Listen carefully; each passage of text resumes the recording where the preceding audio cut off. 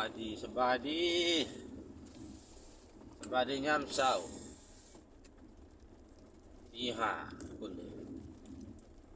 ที่หาหรือว่าหาโมงเศร้าเด้อกับการเดินทางอีกแล้วของเราลันชาแนลได้สบายดีฝนตกขึ้นเลยเนาะแต่ว่าแรงเนาะ2 ทุ่มกา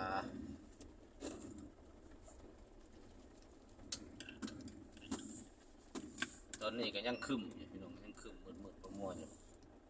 จะข้าวว่าพายุเข้าช่วงนี้หลายจุดหลายที่ก็คือสิสุ่มเย็นกันทั่วหน้าเนาะมันจะออกมาเดือน7เลยเด้อทุกคนเนาะเดือน7ลาวล่ะเป็นแต่ก็ยังเป็นเดือน5อยู่เดือน5สากล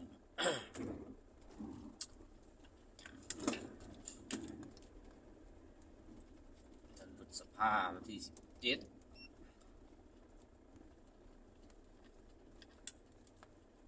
ฟ้าฝนชนละทานก็เริ่มมาแล้วทุกคนเลยหลายพื้นที่กันสุ่มซ้ำเย็นกันทั้งทั่วหน้าฝนตกลงเสียงเขียนห้องพี่น้องเอ้ยมั่มกายมาบางตอนที่4ฮะเสียงเขียนอีหมู่ห้องแซวอยู่เปิดกระจกรถลง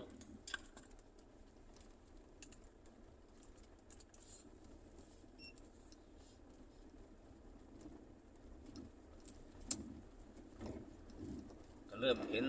ท้องฟ้าเริ่มเห็นความสว่างแล้วเนาะที่5เสมอนี่เริ่มแจ้งแล้วทุกคนเลย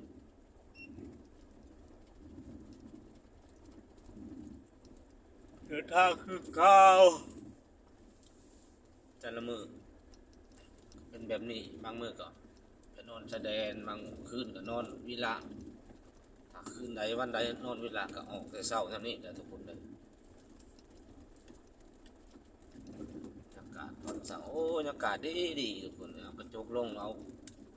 อายอากาศทางนอกเนาะอายฝนตกเขตผู้ดอยยามมื้อเช้านี่มันจะ